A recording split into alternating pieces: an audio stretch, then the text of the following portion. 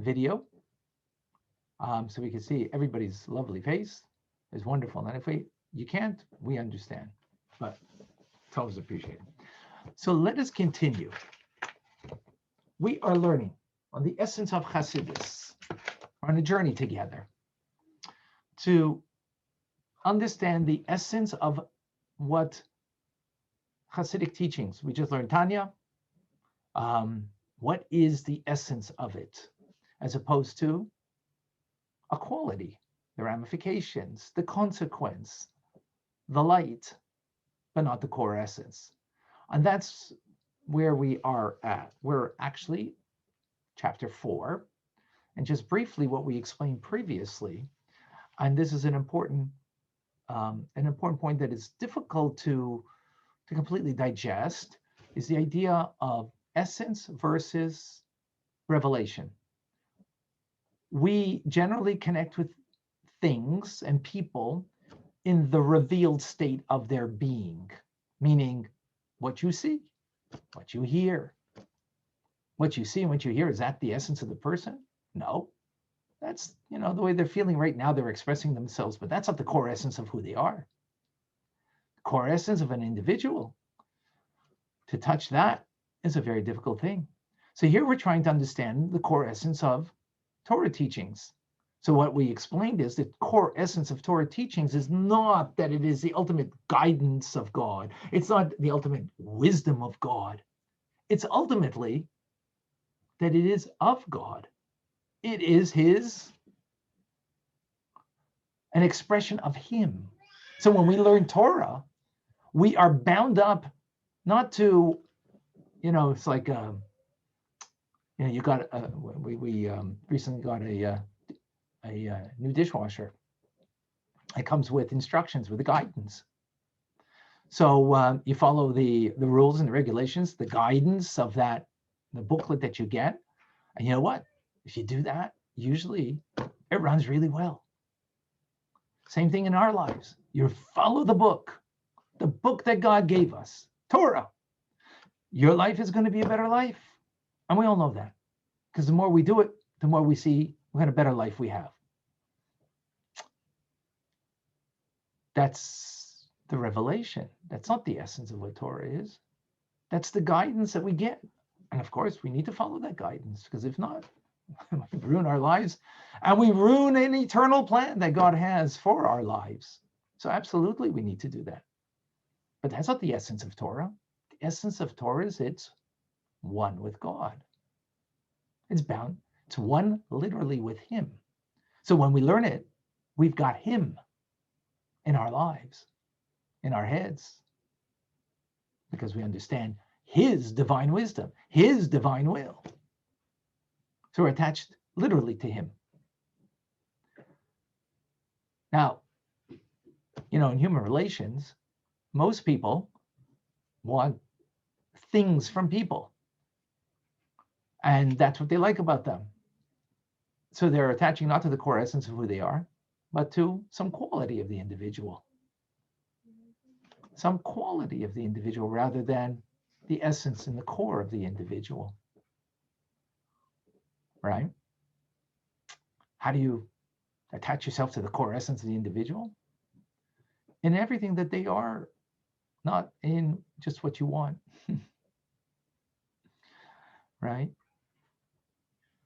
That you connect. Now, there's a lot there, and I actually shouldn't have gone there because it's too much to explain right now what that means, how that expresses, but that'll be for another time. It's beyond, being committed and connected to the person for the values and the goodness or whatever things that they can provide, right?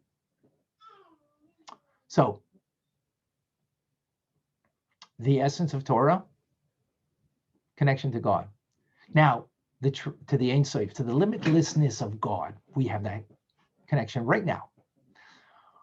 However, that being said, Hasidus in particular expresses that more so, because Hasidus, as we explained, doesn't have the limitations of other areas of Torah, like Pshat, which is simple, plain meaning, that has its boundaries and limitations, as remez, the hinted meaning of the Torah, that has its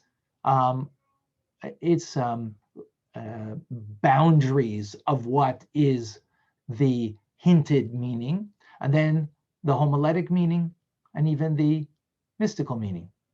Is all of them have their boundaries and limitations, and the esoteric meaning is not the simple meaning. The simple meaning is not the expounded homiletic meaning, right? Because they're in different worlds, so to speak. They're expressing different ideas of God's divine will and divine wisdom. Hasidus, on the other hand, doesn't have that limitation. Hasidus can be expressed in the simple, plain meaning, hinted, expounded, homiletic, and mystical secrets of the Torah, because it doesn't have that limitation. Indeed, all areas of Torah, when you learn Chumash and Rashi, as you just did with Rabbi Mendy, or if you're learning Hasidus, all of it is you're bound up with the Ein Sof, with God, with the limitlessness of God. Absolutely. Hasidus, though, expresses that more so than another area if you're just learning it in the simple meaning or whatever area that you're learning it. That's what we learned till now. Okay? Briefly. Somewhat briefly. Let's move on. Now, let's further define this idea of the essence of what Hasidus is. Remember the word essence versus revelation. And remember that the word essence is a tough word because it's core.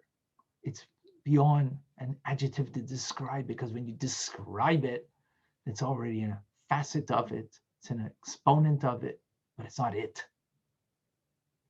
Right? What is Torah? Oh, one with God. Right? So let's go further to clarify this. Now, how we're going to explain further is actually an interesting idea, the idea of Mashiach. Why?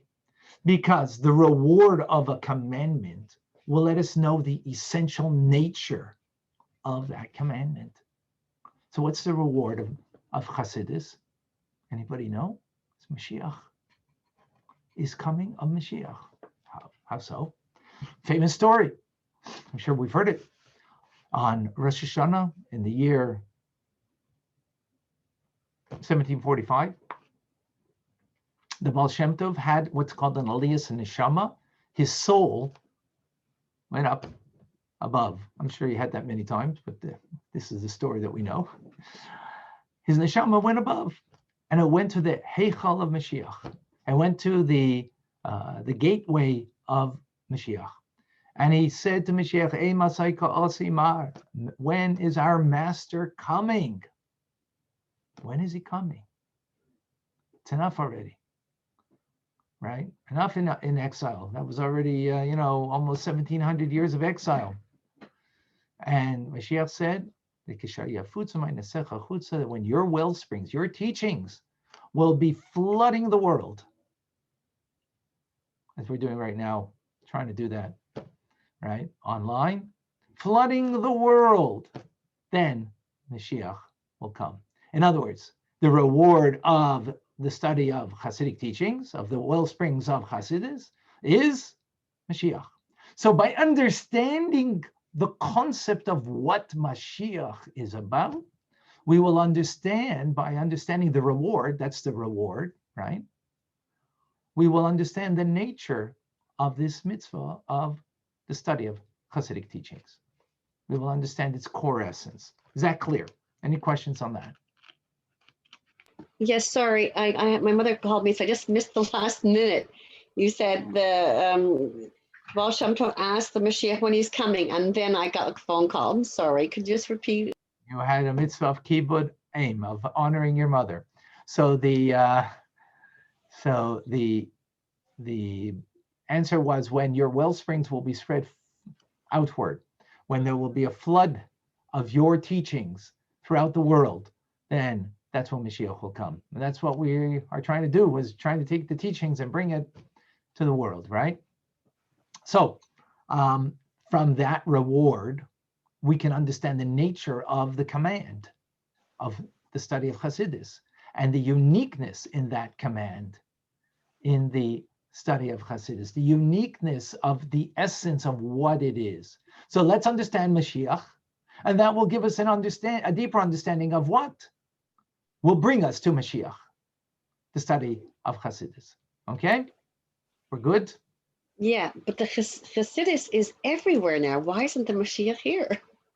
Hasidus is being spread everywhere. Same question. I have the same question. We all have the same question. You're absolutely right, Lily. We're trying to explain something that is enough already. God, just bring it. All right. So the Rebbe explains that with the coming of Mashiach, many sublime events are going to be introduced. For example, the Shekhinah and the Jewish people will be redeemed from exile. Right now, the Shekhinah, the divine presence of God, and we, the Jewish people, even though we have the land of Israel, we're still in exile. Yeah, exactly. Andrew. Yep, we are in exile. Just see what's going on in the world. We see we're in exile, no question about it. Even in the land of Israel, no question about it, even though we have the land. So not only will we be redeemed, but the Shekhinah, the divine presence of God, will be redeemed. Shekhinah, divine presence, Malchus of Atzilus, for those who've learned in Tanya before, the feminine part of the divine, as it's expressed in this world, right? Even greater, all of the Jewish people will be great sages, and they will know all of the hidden things of the world, of the Creator, and of creation itself, because the world will be full of the knowledge of God. So we'll be able to know that. Non-Jews will also be privy to the Creator and connection to the Creator on a much more sublime level than they are today.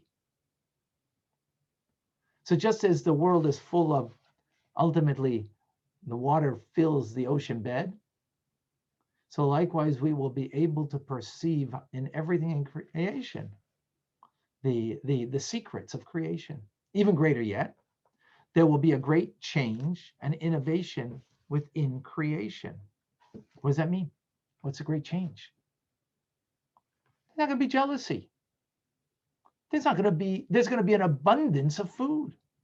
As the Rambam says, Ma'adanim ka'afar, that there will be such a plenty in the world that it will be that all the delicacies will be like dust of the earth. And it was so plenty, just like dust of the earth. But on the other hand, we'll be so engaged in appreciation of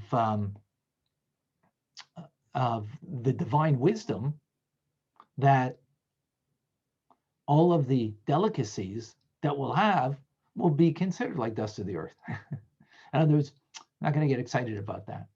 You know, say having a wonderful Danish with your coffee in the morning, or having a wonderful sushi meal and so on. Not that you won't have those things, and not that you won't eat those things, but, you know, you won't be so excited about it. Furthermore, the wolf will lie down with the lamb. Now, whether that's meant literally or figuratively, there's discussion about that, but that's not what's relevant. What's relevant is that there will be a real sense of peace in this world, right? And even when the Talmud says that the only difference between the days of Mashiach and now will be that we will not be controlled by foreign powers, that's only talking about the beginning of the times of Mashiach, that we will not be controlled by foreign powers, and that we will have complete self-control, right? So it doesn't refer to, the entire time. It's just the beginning. There'll be stages within the times of Mashiach. Now, continuing in the innovations that will come in the times of Mashiach, divinity will transcend nature. And the true nature of the world will be revealed. What does that mean? Well, as a result of this, interesting idea over here, interesting idea. Right now, the name of God we're not allowed to pronounce, right? Yud and a hey and a vav and a hey. How do we pronounce it? Ad Hashem. Even that we don't pronounce it, but that we do, right? We do. That's God's name, the Tetragrammaton, and we don't pronounce it. There's a way, it's called Kri and Ksiv. Interesting idea over here. There's certain letters, certain words in the Torah that it's written one way, but pronounced another way. In the Parshias, in the Torah readings, it's written one way, but pronounced another way. How come? Same idea over here with God's name. The Tetragrammaton is written one way, but pronounced another way. Kri is the way we pronounce it. Ksiv is the way it's written. So the explanation is as follows.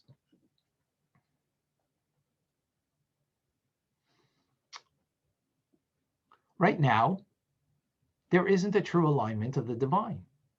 What's the proof? We're in exile. The Shekhinah, the divine presence of God, is in exile, right? Therefore, in our speech, what is speech? About revealing. Revealing what? Well, in this instance, the Tetragrammaton, the ultimate name of God. We're not able to reveal it because the world is not aligned. The Shekhinah isn't present. Therefore, we can't pronounce that name. It needs to remain hidden only in its written form.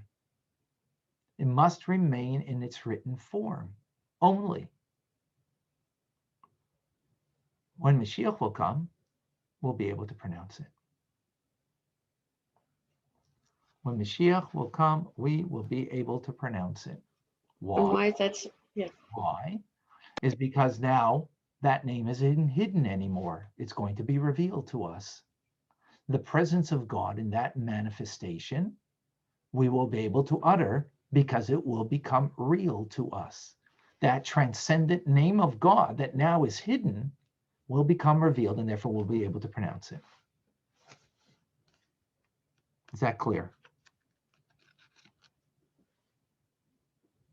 Elohim we can pronounce. We say it the way it is. You know why? Because Elohim is God within nature.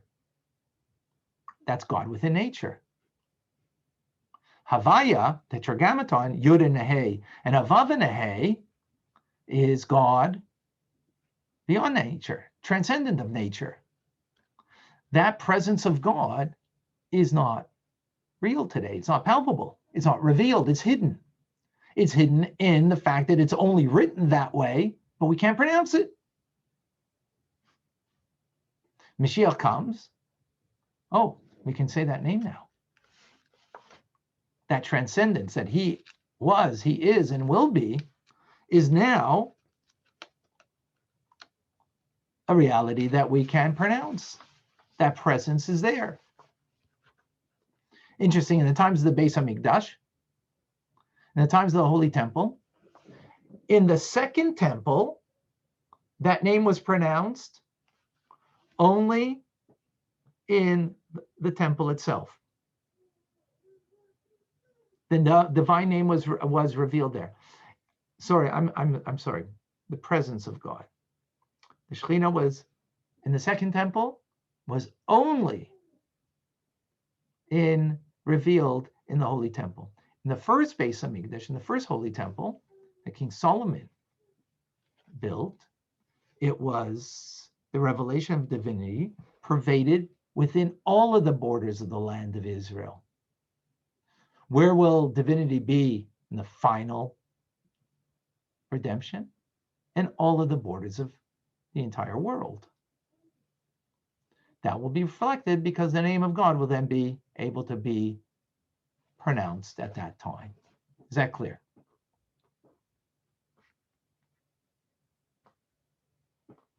Furthermore,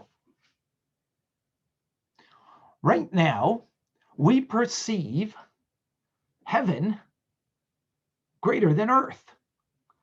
that heaven is what brings us vitality. Heaven brings us the light of God down here, from the spiritual to the physical. In the times of Mashiach, we'll perceive the opposite, that the heavens above are being nourished by us down here below. The truth is, it's happening now, but it's not an experience that we have.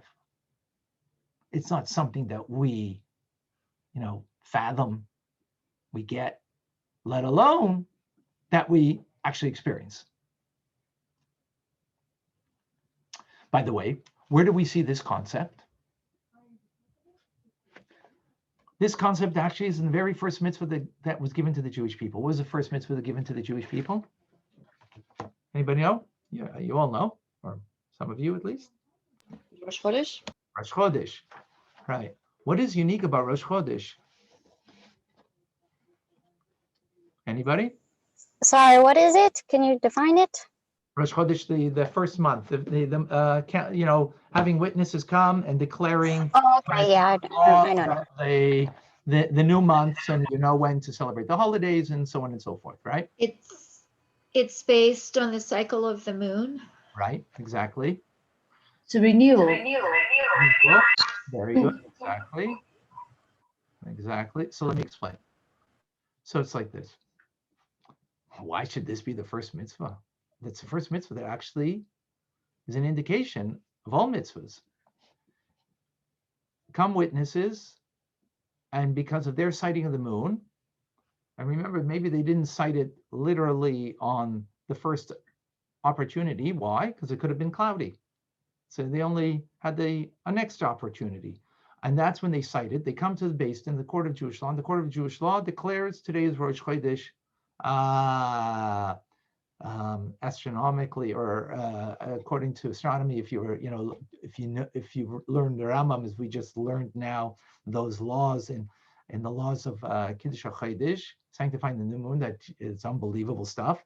You would know precisely when it is, and you don't need the witnesses. But no, that's not the Jewish way. The Jewish way, even though today we don't do that because we have a calendar, because we don't have the Holy Temple and we don't have the Sanhedrin, but the Jewish way is that witnesses come, they declare, and the court decides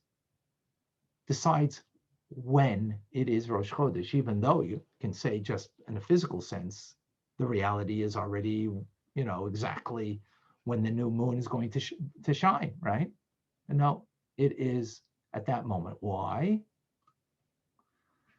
Because we control heaven above, not heavens declaring to us, right? The celestial stars, and when all of that happens, is declaring to us when is Rosh Chodesh. We are in control, not just of our destiny, but even of the destiny above. And that's why Rosh Chodesh is the first mitzvah on a deeper level. Point being over here is that when Mashiach comes, we will recognize on what we do down here affects everything, not just here. That we can get a sense, that we have an experience already, that we know the butterfly's flapping of its wings can create a tsunami on the other side of the world. That notion we have already. But that in the spiritual realm we change the heavens above? Absolutely. Wow. Now tell me, who doesn't want Mashiach now? We all want. Imagine. Yet, everything we just described, everything that we just explained, with the great magnitude and how sublime it is and wondrous, this is not the essence of Mashiach. This is only the consequence. This is only the ramification. The fact that we will be able to perceive what effect we have on the heavens above, that spiritual we control rather than it controls us, that we will be able to pronounce God's name as it's written because God's presence will be so palpable and real, and that there will be a change in the nature of the world, that there won't be jealousy, there'll be enough for everybody of material goods for the entire world. That's only a consequence of what the essence of Mashiach is. You want to know what the essence of Mashiach is? You have to come back tomorrow.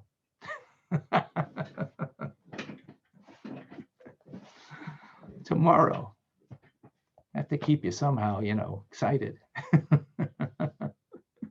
Somehow I have to keep, engaged. You shouldn't, just, okay, We welcome Moshe.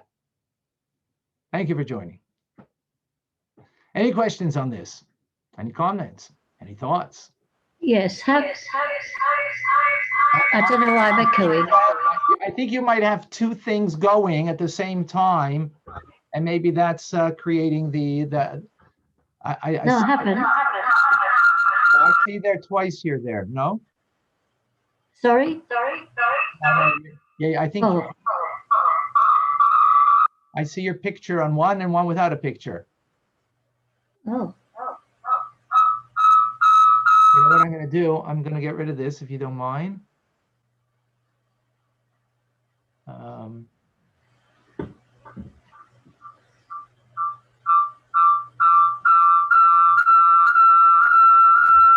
Cool.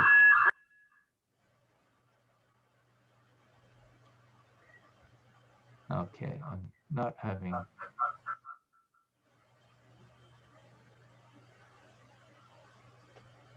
Okay, go ahead. Go ahead, Anna. I removed the other one, so now it won't be. There won't be the feedback. Can you hear me, Hannah? No. Okay. Any other comments or questions, thoughts? Wow, look, so many cameras that are on over here. That's amazing. I'm impressed. Very impressed. So Yes. yeah. Go ahead. So you're saying that well, first of the mitzvahs was to bless the moon, and we're affecting down here. We're affecting above, so we're affecting reality. So in other words, Mashiach times I don't know, things are flipping around.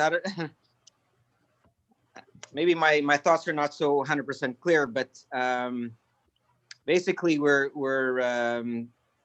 by blessing what we do here now in this world is really in reality is affecting above. So we're Right. By blessing them. That's what the first mitzvah. That's what the first mitzvah expresses of sanctifying the new moon, even though you can say it's a reality that has nothing to do with us. The moon, if you study the teachings of Maimonides, he'll tell you exactly so you can know precisely to the moment when the moon will the first sliver of the moon will be in every month. So you don't need witnesses to come and tell you this. So why is this? It's because it is to teach us that we are masters of the physical reality of this world, and we are not subordinate to it. That's of this world and even of the spiritual worlds. We don't perceive that today. We don't see that with our naked eye. We don't, we might know it intellectually, but we don't know it experientially. Mashiach will come. We will experience this reality. That's what we're saying. Okay. Any other questions or comments? Powerful stuff. To be continued. Want to welcome who is Moshe, new with us, and everybody else. I don't want to say you're old because you're all young. And every time you come and learn, you get younger. So Moshe, if you want to have, you want to stay young, come back. Everybody else. So God willing, we will continue tomorrow. Wishing everybody a wonderful day. Thank you. God bless you all. So we don't have Thank you classes very on much. Sunday anymore. We don't have Beautiful. classes on Sunday anymore. We don't have Sorry? classes on Sunday anymore. No, Sunday is around the world with Okay. Mandy. Not the regular class. We have Sunday night, but not Sunday. Is this during all day. the time or just this Sunday? No, Sunday's not, every other day, Monday through Friday, 12 to 1:30. Thank you. Monday through Friday, 12 to Thank 1:30, you. okay? Thank you. Thank you. More to come. Bye. God bless you. Thank See you